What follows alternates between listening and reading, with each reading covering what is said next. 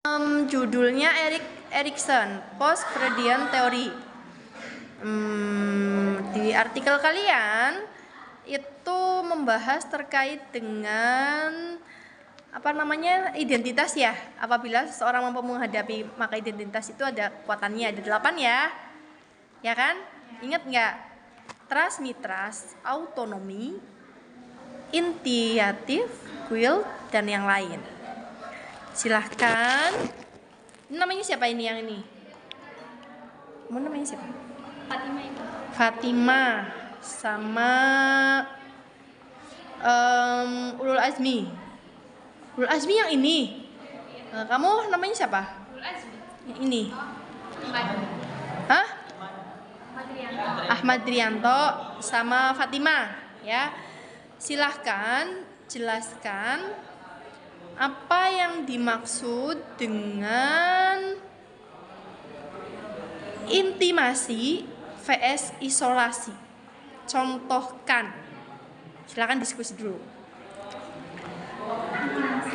Selanjutnya ini bertiga ini sendirian, kasihan. Enggak, sini. Ada Nuraila, Novi, sama Ulul Azmi. Jelaskan terkait dengan trust, mistrust, autonomi, dope and shame. Itu tahapannya pada tahap tahun berapa, usia berapa, kemudian dicontohkan. Trust, mistrust, autonomi vs dope and shame. Ayo Neng, Fatima, jawab. Ayo Ahmad. Intimasi versus sosialisasi ya, isolasi ya. Iya, isolasi. Adalah sebuah tahap ke-6. Nggak boleh dibaca, HP-nya ditutup, kertasnya ditutup. Tutup dulu HP-nya, kertasnya kesiniin. Nggak tahu siapa yang Oh ya udah sok, jelasin.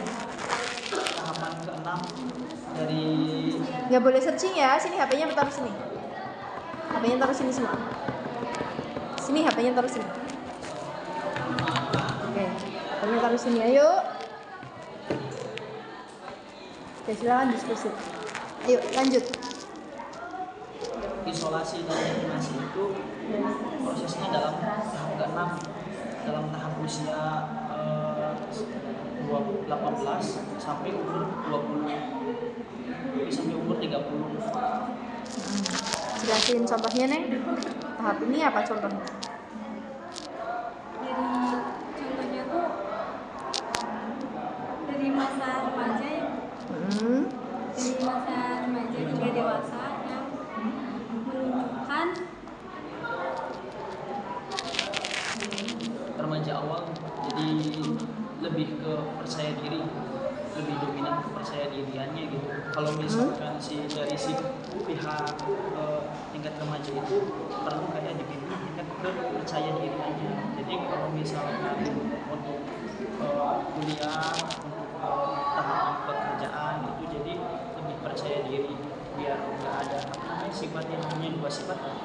Sifat yang diam sama sifat yang agresif itu. Jadi katakan lagi. Mau tambahin Fatima? dan dibantu sosialisasinya ya bro. Jadi kan biasanya di umur segitu sangat rentan keambiguannya. Jadi kayak salah untuk sendiri bu, masih labil. Yuk, jelasin. Trust ya, itu tuh tahap pertama baru lahir ya, dari umur 1 tahun kan sampai 1 tahun. Sedangkan yang kedua autonomi ya, itu dari usia 2 sampai 3 tahun. Itu udah bisa membeda. Contohin, buka masker.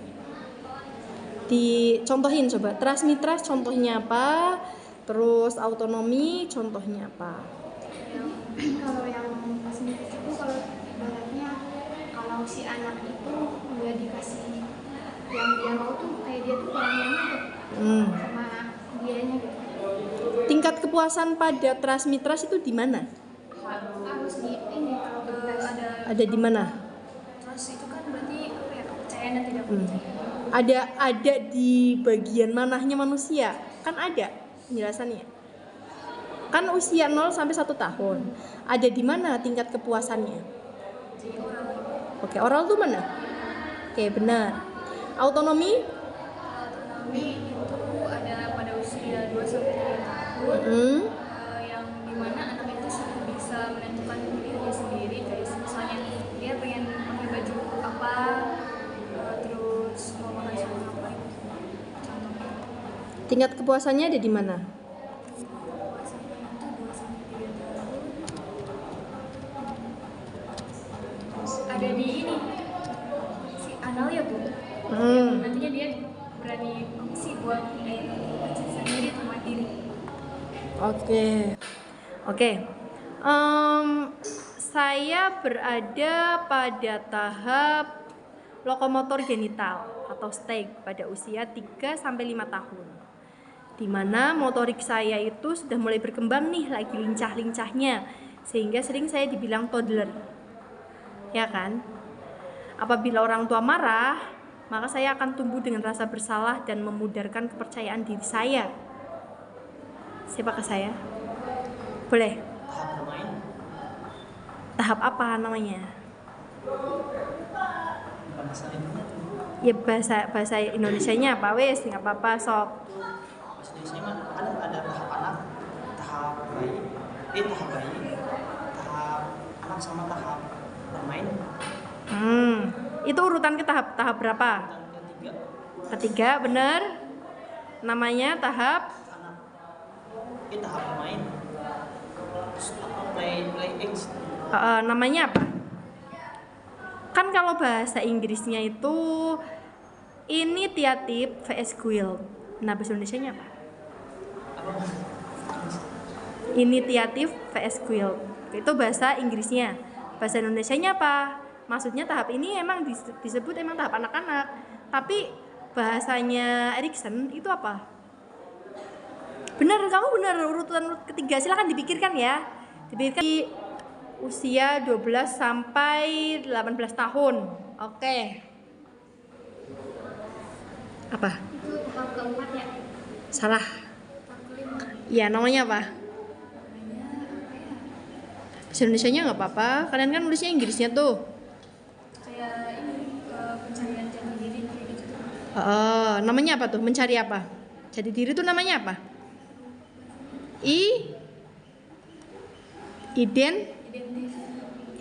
Identiti atau identitas vs tahun. Urutan tahap keberapakah saya? Tahap keempat. Ya, namanya apa, Neng? Apa namanya?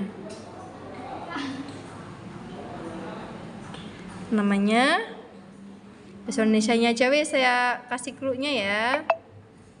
Industri atau kompetensi vs inferioritas. Ya. Usia saya 30 sampai 64 tahun, atau kalau di artikel kalian tuh 35 sampai 55 tahun. Tahap ke-8 Salah. 7 Tahap kelima. Salah. ke-7 Ya, namanya apa? namanya tuh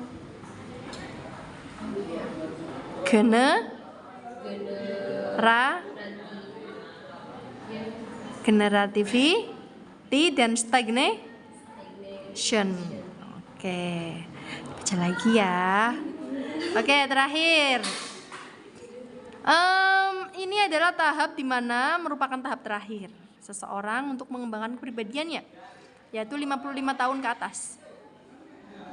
Tahap keberapa?